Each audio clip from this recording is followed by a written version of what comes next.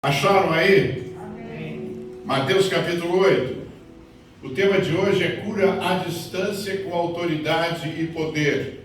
O texto bíblico é Mateus capítulo 8, do versículo 5 ao versículo 13. Eu vou por etapa. Eu queria sim explicar o contexto desse texto, que aqui em Mateus, nessa parte bíblica, Jesus começa com o Sermão do Monte, ali na Galileia, no capítulo 5. E ele finaliza lá no capítulo 7, no versículo 28 e 29. É um dos sermões mais interessantes de Jesus, muito abrangente em todos os níveis.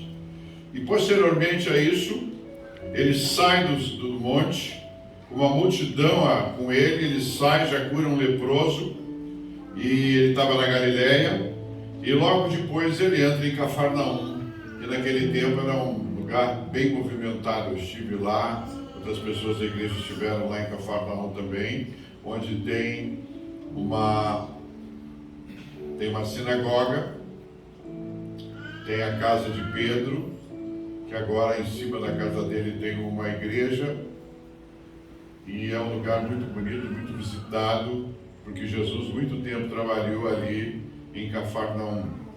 Amém? Então o que acontece? Tendo Jesus entrado em Cafarnaum, vejam, ele vem do Sermão do Monte, termina o sermão, já cura um leproso no caminho, né? Multidões seguindo entram em Cafarnaum, aquela multidão de pessoas, aqui não diz a quantidade. Existe um texto semelhante a esse em Lucas capítulo 7, do versículo 1 ao 10. E aí o que acontece? Ele entra em Cafarnaum e apresenta-se um centurião. O que é um centurião? O centurião é um comandante romano responsável por 100 soldados. Então ele era um centurião e ele tinha autoridade sobre esses soldados. Nunca se esqueçam que os soldados, todos os romanos que nessa época eles tinham autoridade, tinham conquistado Israel, eles eram pessoas brutas, eram pessoas não muito amáveis, eram pessoas que não gostavam de ficar longe de Roma. Então, quando eles eram designados para outros lugares, o que acontece? Eles iam, mas não iam com gosto, eles iam desgostosos, porque ficavam um tempo lá. Deixavam família, deixavam tudo para servir ao exército romano e ficavam lá. E eles eram, isto sim, eles eram grossos, eram pessoas difíceis de lidar, eram também rudes, não se importavam com ninguém. E as promoções deles, essas promoções, elas giravam em torno de violência. Ou seja, eles tinham que ter valentia, eles tinham que ter participado de guerras, eles tinham que ter dado golpes, eles tinham que ter dado algemas, eles tinham que matar pessoas, contundir pessoas, ferir pessoas. Então, eles tinham um conceito romano de conquista, e não tinha quem estivesse na frente. Quem passava na frente, eles tiravam.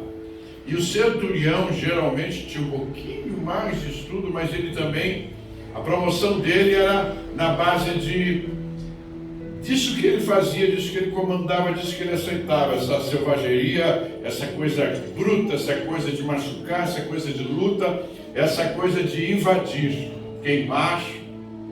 Mas esse centurião aqui, esse centurião era diferente, porque ele construiu essa sinagoga lá em Cafarnaum. Olha que coisa engraçada, né?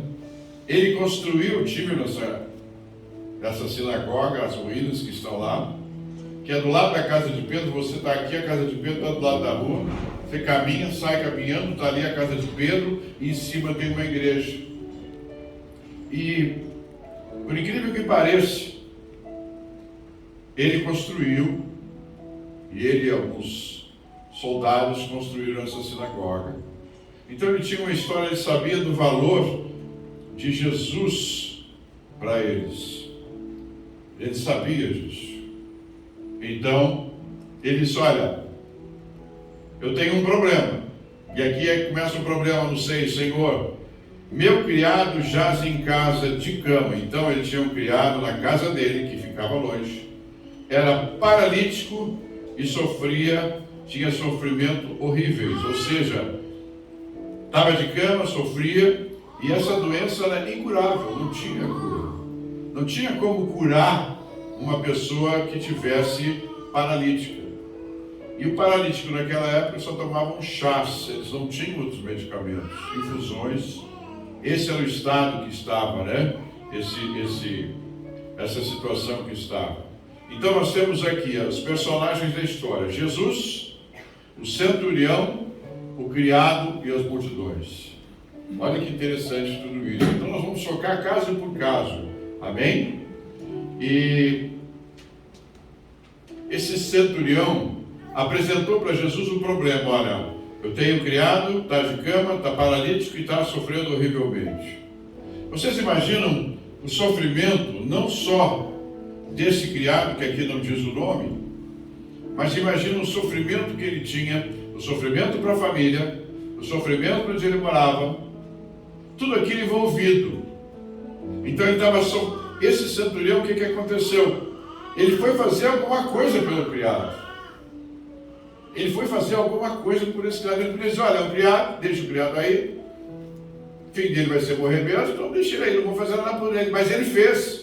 Ele tomou a iniciativa de que deve ter procurado o médico da região, deve ter procurado amigos, pessoas conhecidas, para tentar ajudar ou contemporaneizar esse problema do paralítico. Ele procurou recursos, ele queria que esse criado dele, né, fosse curado. E aqui nós temos um detalhe importante: Jesus, no seu ministério, o ministério de Jesus na terra, ele sempre deu ênfase à cura. Sempre Jesus deu ênfase à cura. Se vocês olharem os evangelhos, continuação depois das epístolas paulinas, há um raciocínio, uma mentalidade de cura. Através da cura as pessoas vêm para Jesus. Através da cura, a cura atrai as pessoas. Porque é o sobrenatural de Deus. É Deus agindo. Você não vai tomar medicamento, não toma nada, e Deus faz uma cura. Ele te traz a cura. Jesus traz uma cura do alto. E isso é muito importante para nós entendermos. Amém? Ele acreditava também na autoridade de Jesus. Ele acreditava na autoridade de Jesus. Ele acreditava na autoridade de Jesus. Ele procurou amigo, procurou médico, procurou tudo que ele podia. Ninguém resolveu. Quem vai resolver? Ele ouviu falar de Jesus, porque ele já tinha feito a sinagoga. E quando se faz uma sinagoga, se constrói uma sinagoga, se tem ideia do judaísmo e tem ideia que Jesus naquela época estava em todos os lugares, visitava todos os lugares. Então ele disse: olha, só tem uma saída. Eu só tenho uma saída. E essa saída chama-se Jesus. Talvez algum de vocês que esteja aqui hoje precisa de uma cura. Você vai no médico, faz tomografia, faz radiografia e às vezes não acertam. Mas com Jesus ele acerta com você. Ele traz a cura. Ele resolve o seu problema. Então nós temos que crer nesse Jesus maravilhoso. Entendeu? Jesus tem essa qualidade, essa condição e passou para nós isso. Então, nesse caso, o centurião confiava em Jesus. E outro detalhe: muita gente trabalha com cura física, mas Jesus não trabalhava só com cura física. Ele trabalhava com cura da alma, ele trabalhava com cura do espírito, ele sabia aonde trabalhar as pessoas. E isso a igreja tem que ter visão: aonde que eu vou trabalhar essa pessoa? O que essa pessoa precisa? Às vezes a pessoa não tem nenhuma doença física, mas ela tem uma doença de alma, ela tem uma doença espiritual, ela tem uma história genética espiritual dos seus bisavós, dos avós, dos pais, e às vezes não compreende. Mas Jesus, através do Espírito Santo, traz a revelação, e quando ele traz a revelação, começa a cura. Então vocês que estão reunidos nessa noite, o que está acontecendo? Desde que nós entramos, você veio para um culto de cura. Então você tem que entender esse processo de cura. Quando você entrou na igreja, começa o processo de cura. Amém? Porque há uma atmosfera espiritual de cura. Você está numa igreja que tem uma atmosfera preparada para te receber, para Jesus fazer a obra através do Espírito Santo de Deus. Vocês podem dar glória a Deus? Vai dizer um aleluia? Aí Jesus disse: eu irei curá-lo. Olha o que Jesus falou: eu irei curá-lo. Diga assim: eu irei curá-lo. Olha que interessante. Chegava em Jesus, ele curava. Chegava em Jesus, ele curava. Porque o ministério dele é basicamente, além do ensino, era de cura.